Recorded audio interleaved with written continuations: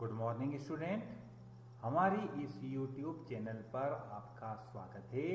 आज का हमारा टॉपिक है अभिक्रिया की दर तथा इसे प्रभावित करने वाले कारक। अभिक्रिया की दर क्या होती है और अभिक्रिया की दर को कौन कौन से फैक्टर हैं, कारक हैं जो अफेक्ट करते हैं या प्रभावित करते हैं।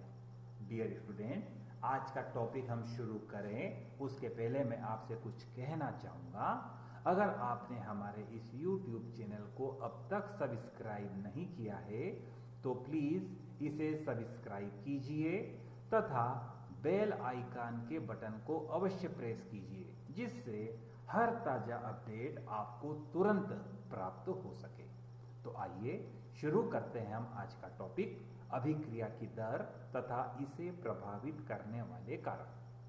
डियर स्टूडेंट, जैसा कि आप रिएक्शन देख रहे हैं, NO2 CO के साथ में रिएक्शन करता है, CO2 तथा NO बनाता है।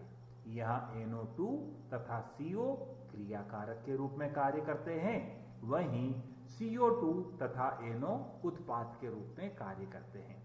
हम जानते हैं जब अभिक्रिया संपन्न होती है तो क्रिया कारकों की मात्रा या सांद्रता में कमी होती है। ठीक इसी प्रकार इसके विपरीत उत्पादों की मात्रा में वृद्धि होती है। तो डियर स्टूडेंट, अभिक्रिया की दर को हम निम्न प्रकार से परिभाषित कर सकते हैं। एकांक समय में क्रिया कारक या उत्पाद के सांद्रण में परिवर्तन की दर अभिक्रिया की दर कहलाती है। अर्थात एकांक समय में क्रिया कारक की मात्रा भी कम होगी, उत्पाद की मात्रा बढ़ेगी, अर्थात दोनों की ही मात्राओं में परिवर्तन होता है। अभिक्रिया की दर को dx/dt के द्वारा प्रदर्शित किया जाता है। यदि क्रिया कारक के रूप में अभिक्रिया की दर को दर्शाते हैं तो हम जानते हैं क्रिया कारकों की मात्रा कम होती है तो रिएक्शन में NO2 तथा CO दोनों की मात्रा में कमी होती है। तो अभिक्रिया की दर dx/dt को हम माइनस चिन्ह के द्वारा -dNO2/dt अथवा एवं -dCO/dt के रूप में प्रदर्शित कर सकते हैं। ठीक इसी प्रकार चूंकि उत्पाद की मात्रा में वृद्धि होती है, अतः अभिक्रिया की दर dx/dt को हम पॉजिटिव चिन्ह के द्वारा dCO2/dt अथवा या एवं dNO/dt के रूप में प्रदर्शित कर सकते हैं। तो यह है अभिक्रिया की दर। अभिक्रिया की दर अर्थात एकांक समय में क्रिया कारक या उत्पाद के सांद्रण में परिवर्तन की दर को अभिक्रिया की दर कहा जाता है। डियर स्टूडेंट, आगे हम देखते हैं अभिक्रिया की दर को प्रभावित करने वाले कारक। कारकों के अंतर्गत हम देखते हैं सबसे पहला हमारा कारक होता है जिसे हम बोलते हैं क्रिया कारकों की सांद्रता। डियर स्टूडेंट, क्रिया कारकों की सांद्रता यदि बढ़ा दी जाती है तो उत्पादों की सांद्रता भी बढ़ जाती है। हम जानते हैं जितना अधिक रिएक्टेंट होगा उतना ज्यादा प्रोडक्ट बनेगा। सेकंड पॉइंट हम देखते हैं ताप का प्रभाव, effect of temperature. Dear student, आप लोग जानते हैं ठंडे पानी की तुलना में गर्म पानी में नमक शीघ्रता से डिसॉल्व हो जाता है या घुल जाता है, अर्थात ताप बढ़ाने पर अभिक्रिया की दर बढ़ जाती है।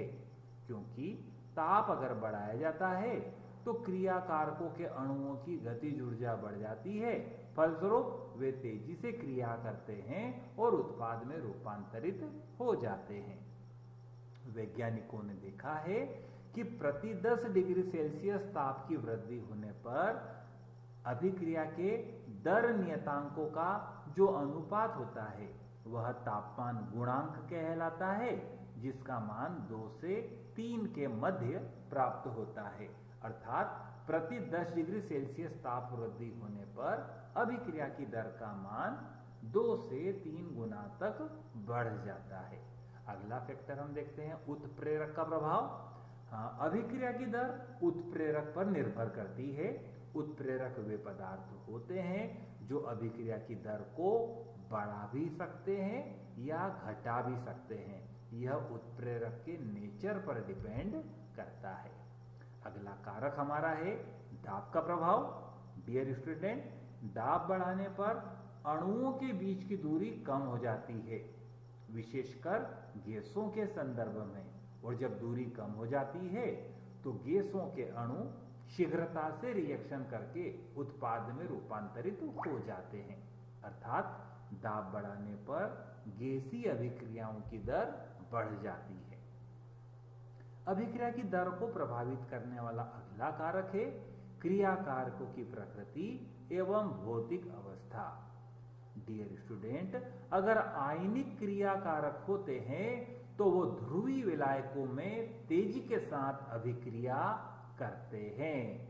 ठीक इसी प्रकार किसी ठोस बड़े क्रियाकारक की तुलना में उसका बारीक चूर्ण तेजी से रिएक्शन करता है। सीधा सा एग्जाम्पल है, आप और हम जानते हैं लकड़ी के बड़े टुकड़े की तुलना में लकड़ी का पाउडर तेजी से क्रिया करता है और शीघ्रता से जल जाता है। इसी प्रकार नमक या शक्कर के बड़े डल्ले की बजाय उसका पाउडर जल में शीघ्रता से विलय हो जाता है। नेक्स्ट कारक है विकिरणों का प्रभाव। डियर स्टूडेंट, कई रिएक्शन जैसे प्रकाश संश्लेषण, मेथेन का क्लोरीनीकरण, ये सब सूर्य के प्रकाश की उपस्थिति में ही संभव होती है। अर्थात सूर्य का प्रकाश है तो ही ये क्रियाएं पूर्ण होती है। अर्थात अनेक रासायनिक अभिक्रियाएं इस प्रकार की होती है कि वे विकिरणों की उपस्थिति में ही प्रारंभ या संपन्न हो पाती है। इस प्रकार हम देखते हैं अनेक क्रियाओं के लिए विकिरण ट्रिगर का कार्य करता है। अर्थात अभिक्रियाएं विकिरण की उपस्थिति में ही संपन्न होती है। तो डियर स्टूडेंट, इस प्रकार हम देखते हैं ये अभिक्रिया की दर को प्रभावित करने वाले कारक है। आपने निश्चित तौर पर इन्हें समझा है, आपको ये सारी चीजें समझ में आई होगी।